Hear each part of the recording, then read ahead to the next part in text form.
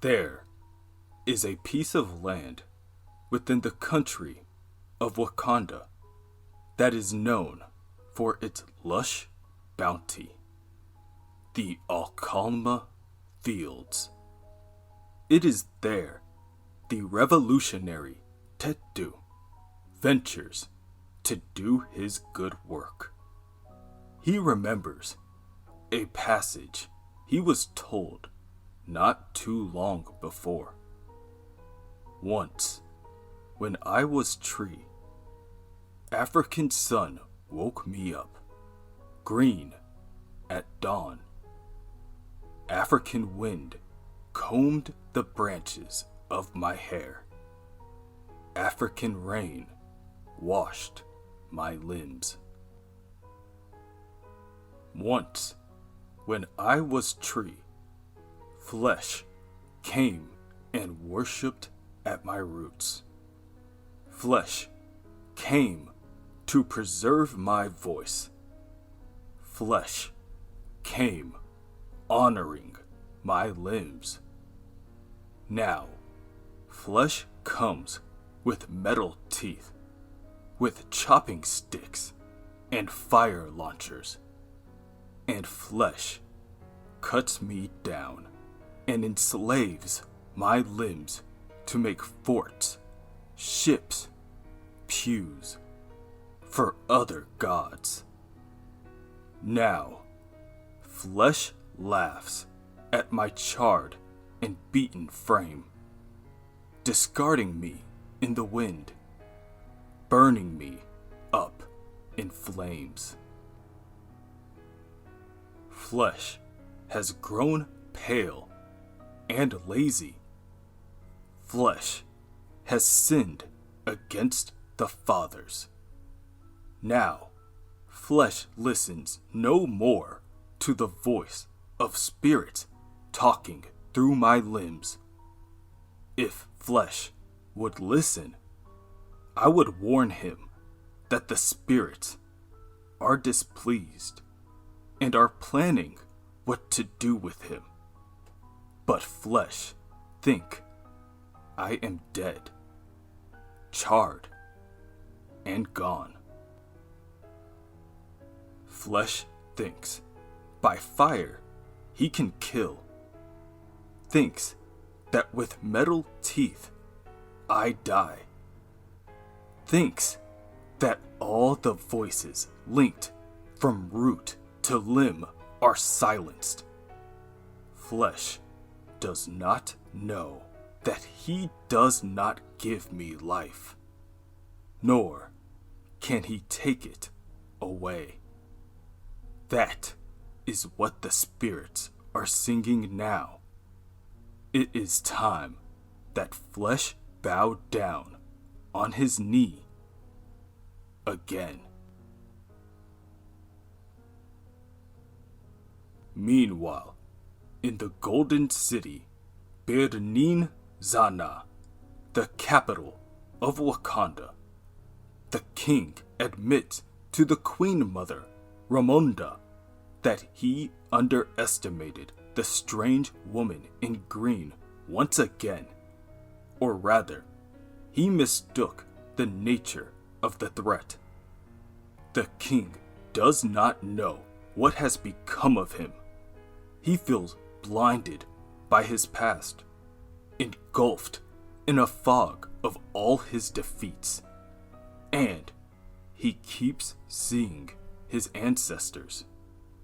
He keeps seeing his sister.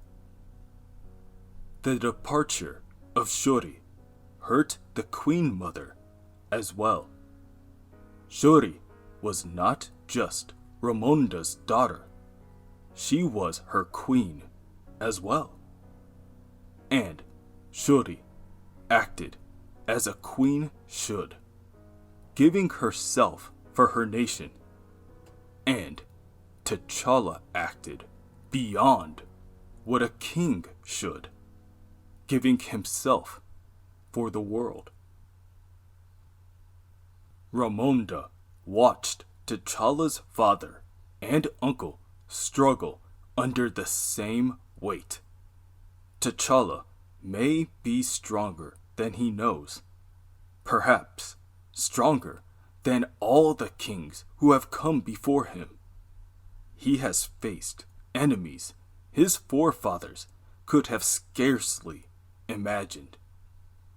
T'Challa says he is clouded. No, the problem is not his blindness. It is his clarity. But all senses are not equipped to perceive all things. It is the soul, her soul, that should concern him. Ramonda advises T'Challa to forget what he sees, forget what he hears. Instead, he must stalk the soul by controlling his senses, by drawing from them, by enhancing them. The Midnight Angels took the women they rescued to a small village on the northernmost border of Wakanda and the southern border of the Jabari lands. The Jabari lands are known far and wide as the territory of the White Guerrilla Army. The former leader of the army, M'Baku, has passed. Since then, M'Baku's younger brother, Mandela, consolidated power for himself.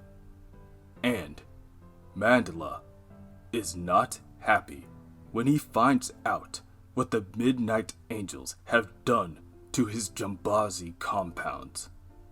In retaliation, Mandela orders the village to be ravaged by his guerrilla army. The mother, who was rescued from the Jambazi compound, Mbali, tells the Midnight Angels that she remembers a time when the Panther watched over them all. Pray to him, and his champions appeared. Where are the champions now? Where is their country? Where is the Panther? The Midnight Angel's strength alone is not enough. They have proved that they can punish the guilty, but they have yet to prove that they can protect the weak. They are not an army. At least, not yet. Within the Djalia, Queen Shuri walks aside, a benevolent spirit masquerading as her mother. The spirit informs Shuri Wakandans have been told that the might of their country is in its wonderful inventions, in its circuits and weaponry. This is the mastery of things. But Wakanda was great before it had things, and its secrets are older than any vaunted metal.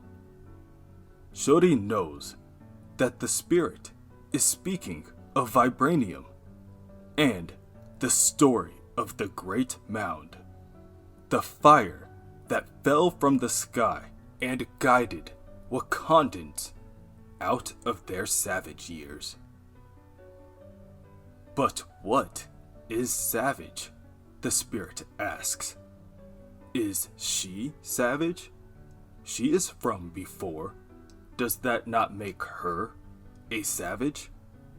The spirit reveals herself to be the Griot, the shared spirit of all the Wakandan mothers and sisters that came before, and caretaker of the Djalia, the plane of ancient memory.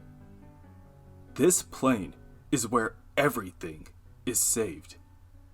All of the triumph and tragedy of Shuri's people. The Griot is the caretaker of all their histories, now lost to the acolytes of machine and the prophets of this metal age. The griot tells Shuri that she is no longer queen, and it does not matter. Whatever Shuri was before, she has become lost, as were the men who ruled before her. She has forgotten the old ways and has lost her soul. Once, the Black Order sought to forever banish Shuri, but they knew not her destination. They knew nothing of the Dajalia. In the Dajalia, Griot will arm Shuri, not with the spear, but with the drum that carries the greatest power of all, the power of memory, the power of their song.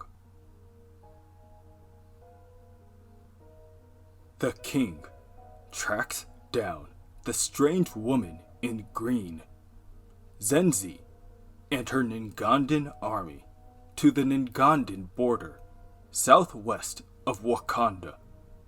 However, it appears the king has underestimated the strength of Zenzi's mysticism once again. Now, the king is blind to his own blood, and battle clarifies. The king's country is dying in front of him. A child is fading before his eyes. The king has secured all his agonies. He has shut away his shame.